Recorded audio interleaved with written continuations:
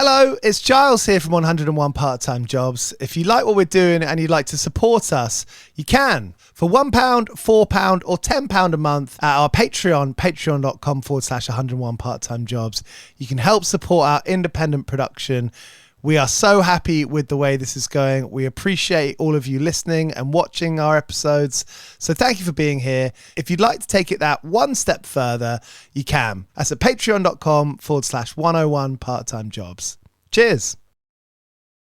The 2026 Chevy Equinox is more than an SUV. It's your Sunday tailgate and your parking lot snack bar. Your lucky jersey, your chairs, and your big cooler fit perfectly in your even bigger cargo space. And when it's go time, your 11.3-inch diagonal touchscreen's got the playbook, the playlist, and the tech to stay a step ahead. It's more than an SUV. It's your Equinox. Chevrolet. Together, let's drive. Half Man, the new HBO original limited series from Baby Reindeer creator Richard Gadd, examines the tumultuous relationship between two estranged brothers, tracking the highs and lows of the pair over the course of 40 years. Starring Emmy Award winner Richard Gadd and BAFTA Award winner Jamie Bell. Half Man is now streaming on HBO Max.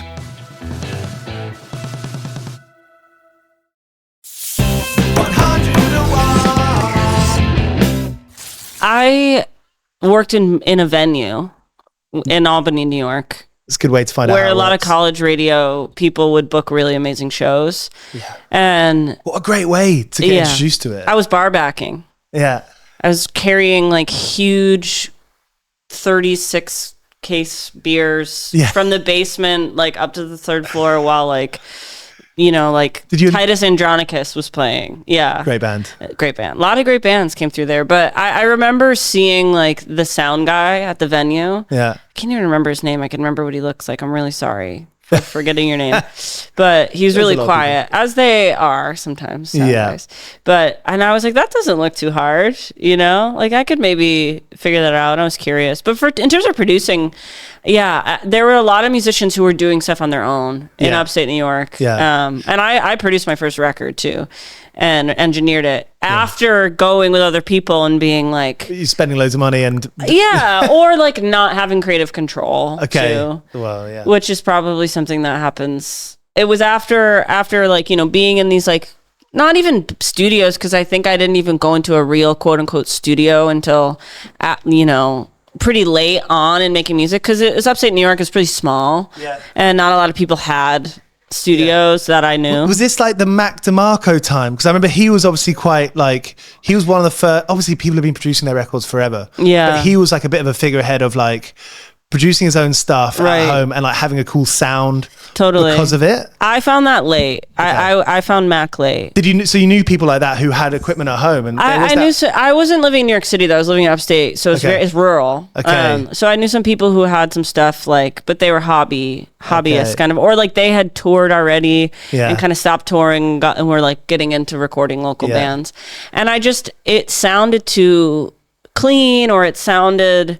I didn't really know what I wanted to be yet, but I was learning what I didn't like. Yeah. You know? And that's like, I mean, talk about 101 part-time jobs. Yeah. Like it's definitely about the side hustles and the stacking shelves, but it's also the job of learning what you think is cool. Absolutely. And that takes a long time and space. Yeah. And so how do you get that time and space?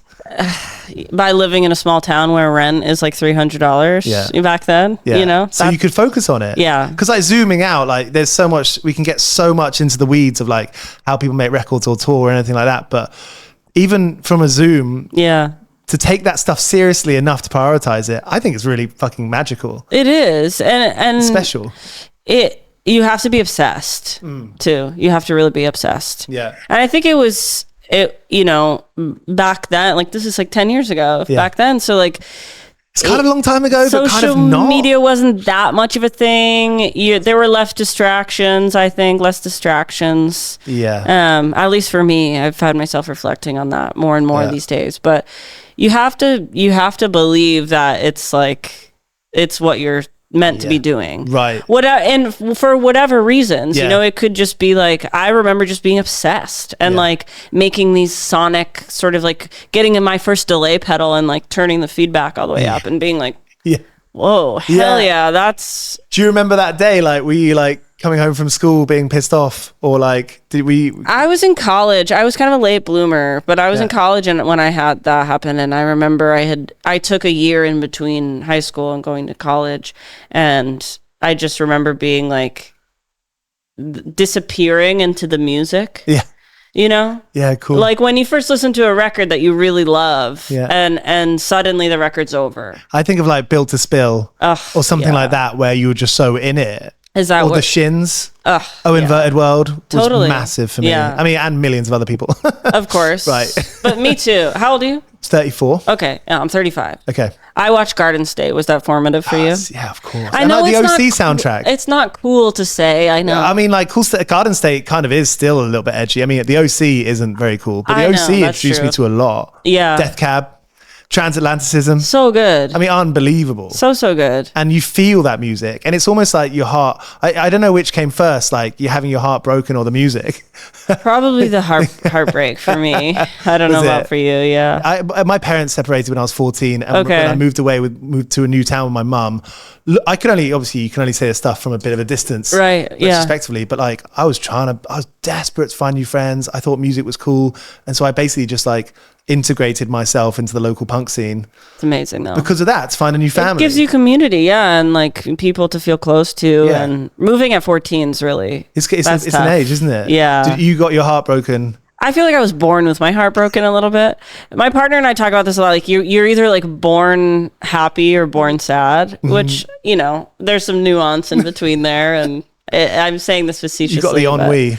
I think I actually was born happy, but I lean sad. Yeah. If that makes sense. Yeah. I always see that you got to find the light from the shade or the shade from the light. Yes. There's something in that. That's right? beautifully put. Yeah. I'm sure I'm definitely not the first person to say it. First person that I heard say it. Did you remember the first time you were like, oh, I'm taking this seriously? Like you make that decision to like move somewhere or make a big decision, maybe financially, to make a record.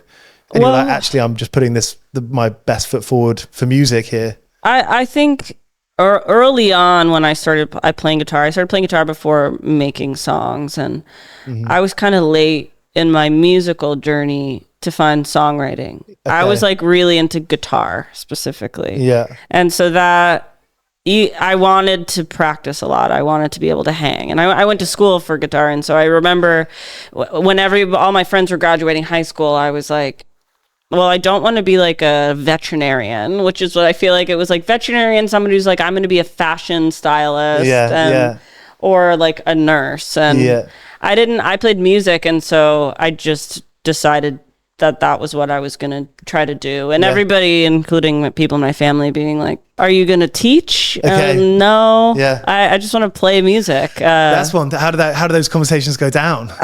They're pretty hands off, and I think good. let me do my own thing, make my own mistakes. But the big financial, I feel like, leap was moving to LA. Okay. And when did that happen? I moved to LA and to Los Angeles in 2015 because I met Kevin Morby, who I played in his band for like 5 years. Some great records. Yeah, a lot of records. When I first joined Kevin's band, it was just a trio, and it was me, Kevin, and Justin. We like borrowed a bunch of gear from my brother. I remember Kevin asked me, he was like, do you play bass? And I was like, never played bass in my entire life. I was like, absolutely.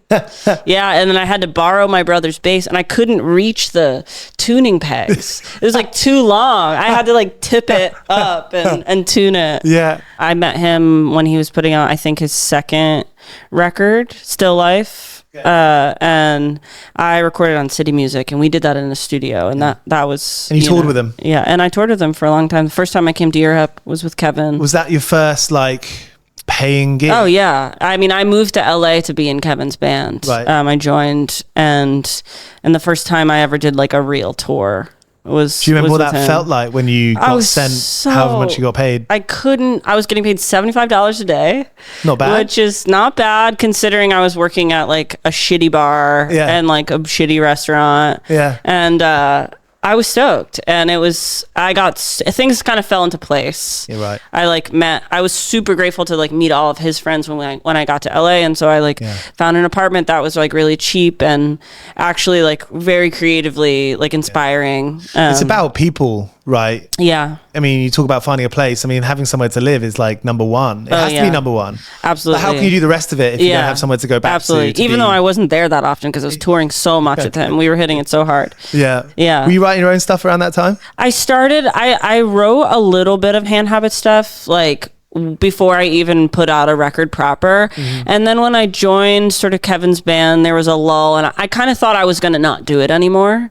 And I was like, all right, I'm going to move to LA and be a session guitarist, which is, I'm not the first person to ever think that, surprisingly. You did it. But yeah, in some ways, yes, absolutely. I mean, I am doing it. Yeah, that's true. You are doing it. It feels like that's like the kind of the punk rock way. Not to kind of make it black and white, but there is a punk rock way and an industry way. Absolutely. I didn't have a dad who played in like, Pink Floyd or whatever. Yeah. My dad's a carpenter. But you weren't a studio session. You were like a social. Yeah. I just met a lot of people. You meet people in social at the bar. Yeah, definitely. And like being kind of bold too. I think that's.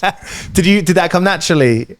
I think from working all the part-time jobs that I have worked, like, which are all service industry or interfacing with people in a customer service type way. Yeah. You learn how to like talk to people. Yeah. You learn to talk to a room, don't you? Yeah, absolutely. Go into a room and kind of like yell. And sometimes people are unhappy. So you have to, figure out how to make them not freak out. Those jobs are good for working out, like, you might piss someone off, but it's not the end of the world. No. And I liked that part of the interaction. And so I think when I was dropped in this new place, I mean, it was still hard too. I was like, I didn't have that many friends, but I did have Kevin, and he was really graciously like introducing me to people. And I just was like, I want to play with a lot of people. I want to play music. And I think it is, like you were saying, when you moved, it's like, it's such a good connector. Did you have that frame of mind where you're like, okay, well, I want to write Hand Habits, I want to do my thing, but I have to get paid somewhere else place? And you might be touring with Hand Habits, but maybe you won't come home with much. Oh, negative. But I think I started getting back into writing right before I went on tour with Kevin, and I wrote like a couple songs, and I had another friend who's also named Kevin who kind of like encouraged me, and I had like these two songs, and he was like, let's record them, and so we recorded these like handful of songs. And then when I moved to LA, all I had was like an M box. Do you know what that is? No. It's like the first Avid interface. Like, it's like this little blue. You've seen it. Yeah. It was like the Pro Tools interface was 2 channels. Right. And a friend had given that to me in Albany, and I had been making some like, very lo-fi recordings with like a microphone. Cool lo-fi or not good? I mean, I think it was cool. I still have some of them, and they were like droney and kind of instrumental. Oh, sweet.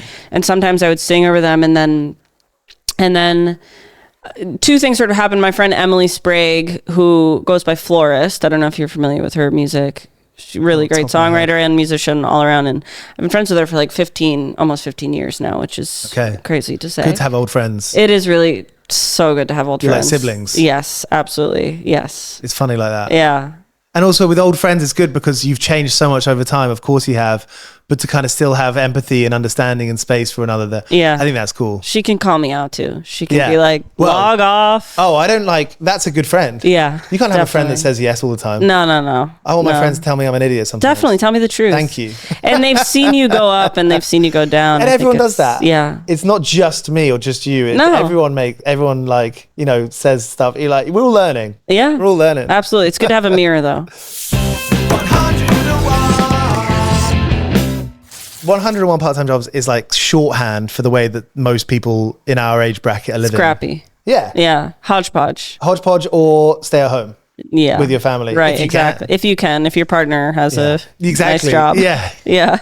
My partner's just started doing tour guides, and I'm so happy for her. What kind of tour guides? Like London tour guiding. Oh, cool. She worked in service for a long time. Oh, that's awesome. And like she's had a battle with like being able to allow herself to do something that's not something she doesn't want to do. Yeah. And that's part of the picture. Oh my gosh. Because we're born into this world where like you have to do something you don't want to do. Yeah. So that's ingrained in us. We might think that we're independent 100%. And cool. Yeah. But actually we're like, maybe should I do that thing that everyone tells me I should do? Yeah. What's your story with that? Like coming out of that, if you have had that feeling? I mean, I feel like I've been super fortunate of being able to to play music primarily for my job for the last kind of 10 years.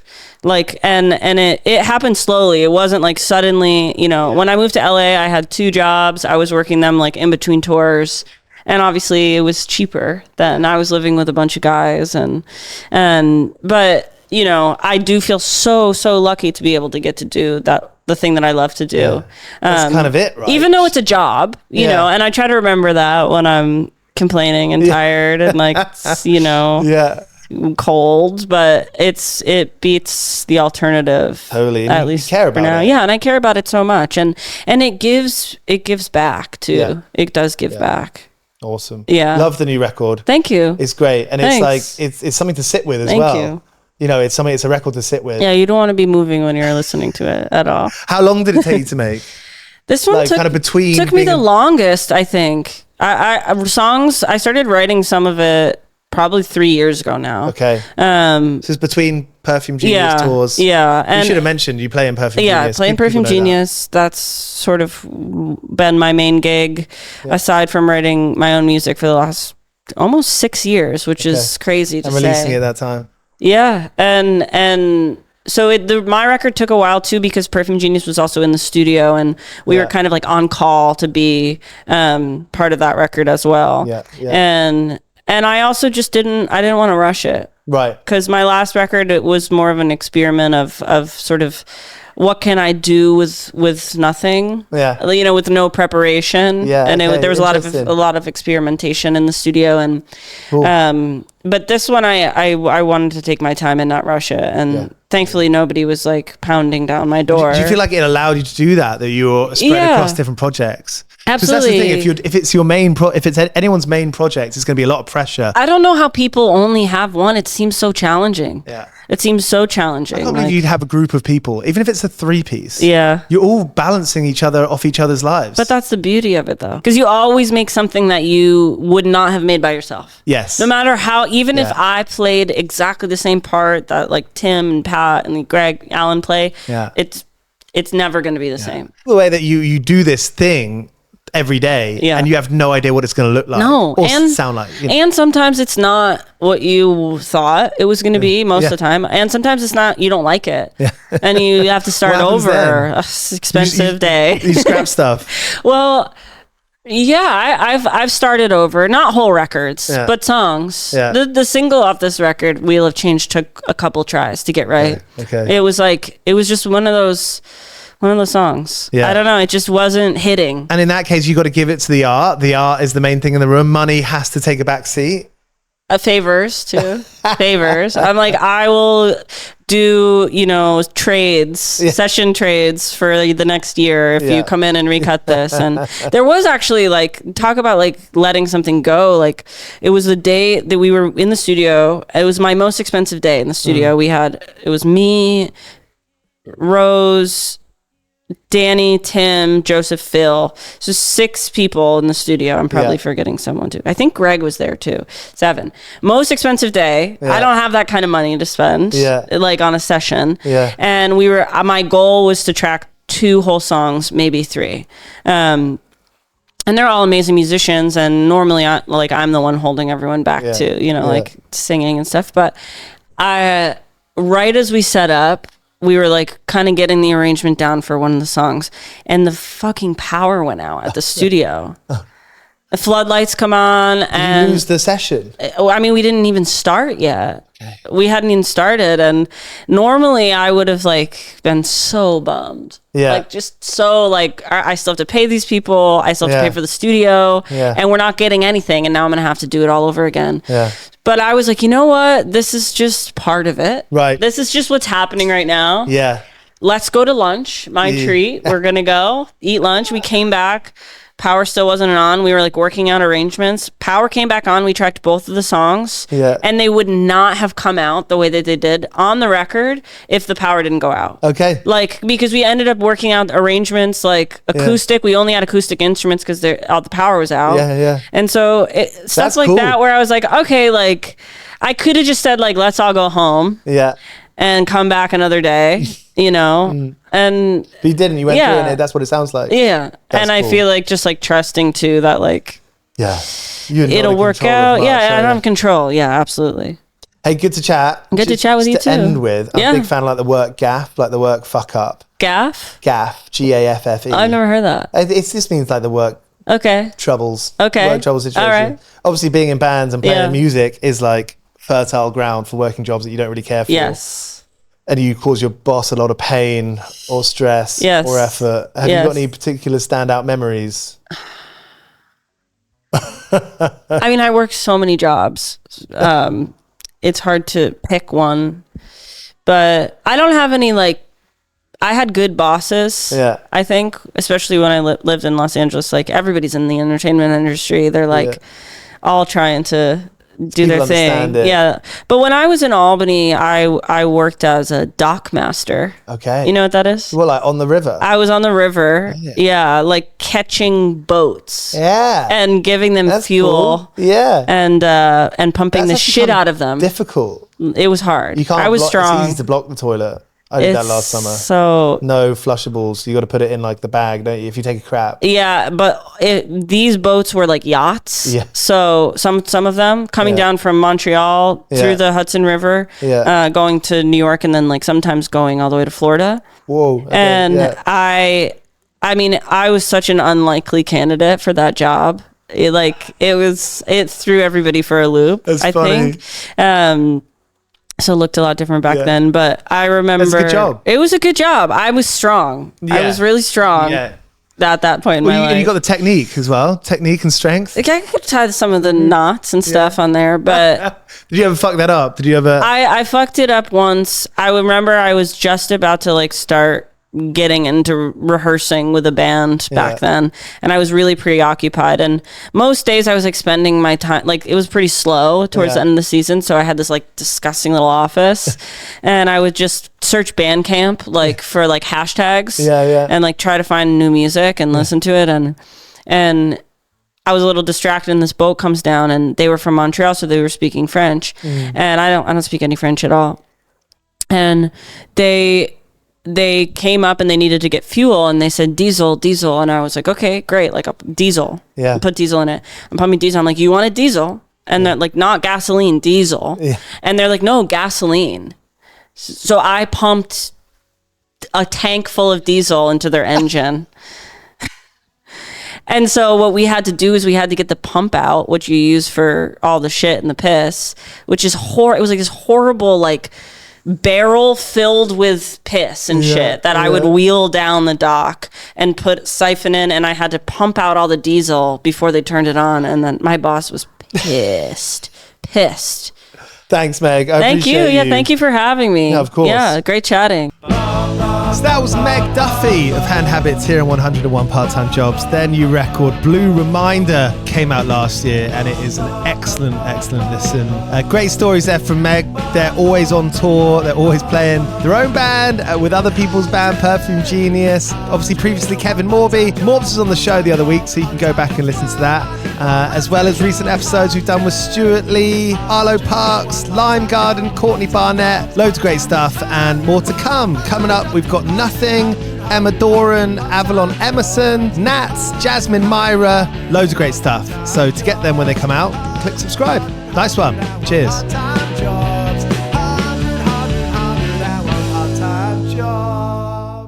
Hello, it's Giles here from 101 Part-Time Jobs. If you like what we're doing and you'd like to support us, you can. For £1, £4 or £10 a month at our Patreon, patreon.com/101 Part-Time Jobs.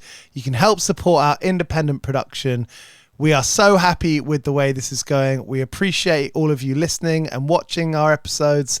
So thank you for being here. If you'd like to take it that one step further, you can. That's at patreon.com/101 Part-Time Jobs. Cheers.